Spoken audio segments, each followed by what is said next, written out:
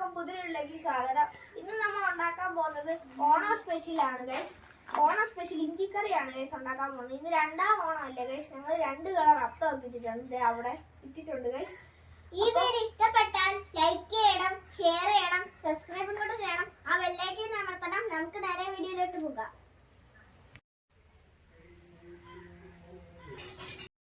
ഓണത്തിനോടനുബന്ധിച്ചിട്ടുള്ള കുറച്ച് വിഭവങ്ങളാണ് പരിചയപ്പെടുത്തുന്നത്. അപ്പോൾ ആദ്യമായി നമ്മൾ ഉണ്ടാക്കാൻ പോകുന്നത് ഇഞ്ചിക്കറിയാണ്.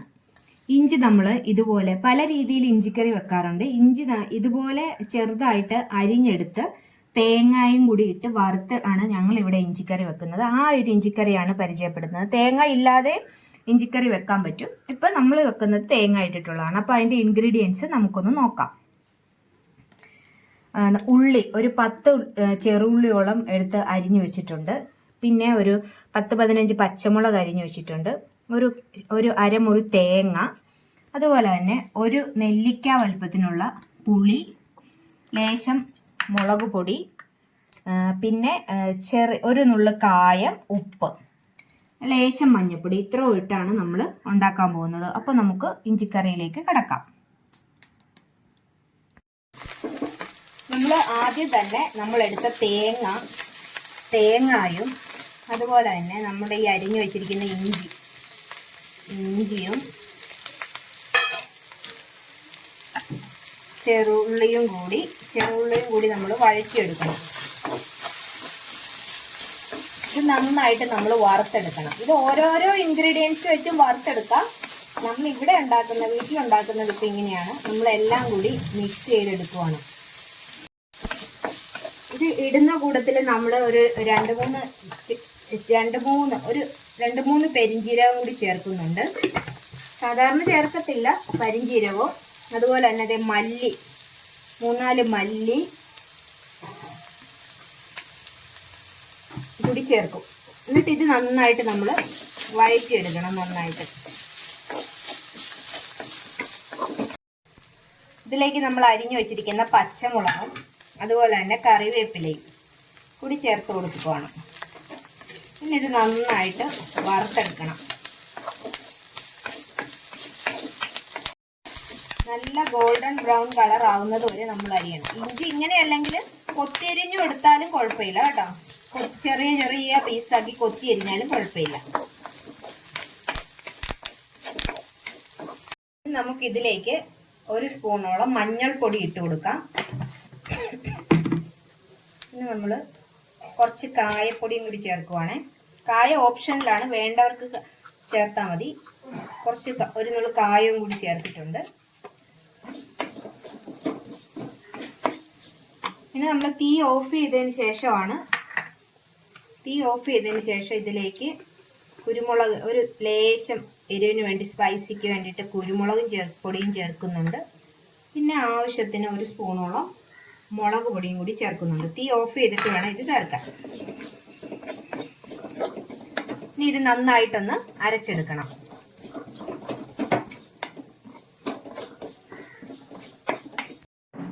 നമുക്ക് ഇതിനി ഒന്ന് അരച്ചെടുക്കാം. അരച്ചെടുത്തിട്ട് നമുക്ക് കടുക് താളിച്ച് എടുക്കാം. എണ്ണ ചൂടായിട്ടുണ്ട്. നമുക്ക് കടുക് ഇട്ട് കൊടുക്കാം.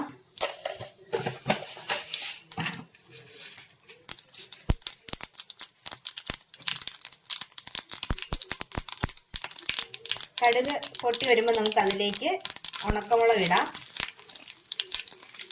കുറച്ച് കറിവേപ്പില, നമ്മൾ എടുത്ത് വെച്ചതിൽ നിന്ന് ഒരു 3-4 പച്ചമുളക്, ഇത്ര ഇട്ട് നന്നായിട്ടൊന്ന് സോട്ട് ചെയ്യുക.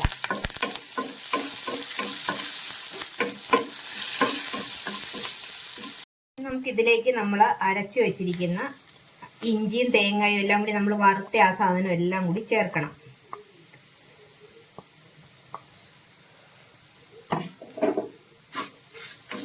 പിന്നെ നമ്മൾ ഇവിടെ എടുത്തു വെച്ചിരിക്കുന്ന പുളിവെള്ളം കൂടി ഇതിൻ്റെ കൂടെ ചേർക്കണം.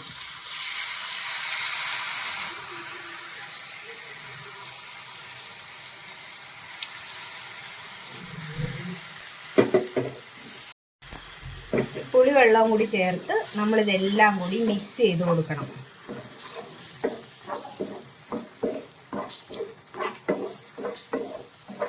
ഇതൊന്ന് തിളയ്ക്കണം. ഇതൊന്ന് തിളച്ച് വരുമ്പോഴേക്കും ഇതിലേക്ക് നമ്മൾ മധുരത്തിന് വേണ്ടിയിട്ട് ഇതിൻ്റെ ഒരു കുത്തല് ബാലൻസ് ചെയ്യാൻ വേണ്ടിയിട്ട് കുറച്ച് ശർക്കരയും കൂടി ചേർത്ത് കൊടുക്കും.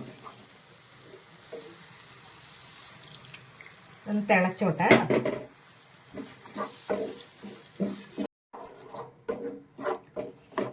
ഇതൊന്ന് തിളച്ച് വരട്ടെ.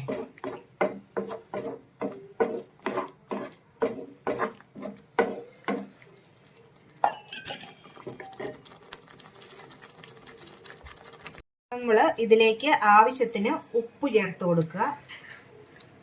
ഉപ്പ് ചേർത്ത് നന്നായിട്ട് ഇനി ഇതൊന്ന് തിളച്ച് വരണം.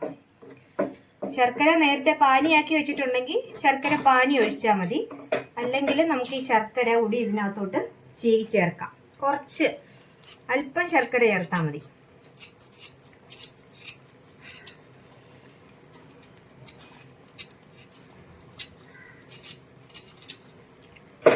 ഇതൊന്ന് തിളച്ചൊന്ന് പറ്റി വരുമ്പോഴേക്ക് നമ്മുടെ കറി റെഡി ആയിട്ടുണ്ട്.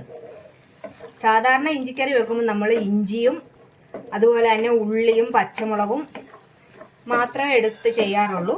ഇത് തേങ്ങയും കൂടി ചേർത്ത് നമ്മൾ എടുത്തിരിക്കുകയാണ്. നല്ല ടേസ്റ്റാണ്. തേങ്ങയും അതുപോലെ തന്നെ ഒരു സ്പൈസി ആയിട്ട് ഇരിക്കാൻ വേണ്ടിയിട്ട് കുറച്ച് കുരുമുളകും കുറച്ച് എല്ലാം ഇത്തിരി മാത്രം പേരിന് മാത്രമേ ചേർക്കാവുള്ളൂ, അല്ലെങ്കിൽ ഇതിൻ്റെ ടേസ്റ്റ് മാറും.